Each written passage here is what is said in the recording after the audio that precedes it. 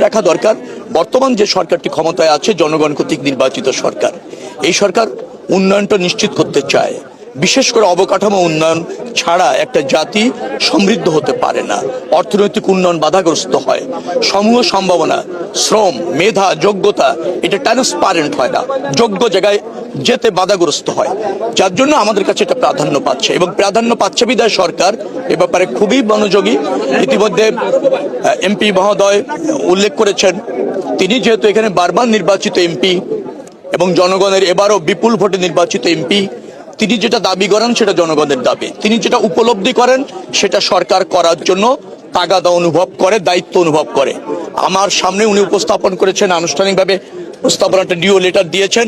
Definitely যে উন্নয়নের গুলি কথা উনি চাচ্ছেন এলাকার মানুষের পক্ষে, আমি ঢাকাতে গিয়ে দ্রুততম সময়ের মধ্যে সেগুলি বাস্তবায়ন করবার জন্য কি করণীয় এবং ওনার সাথে আমি আবারও মন্ত্রণালয় বিষয়ে মিটিং করব।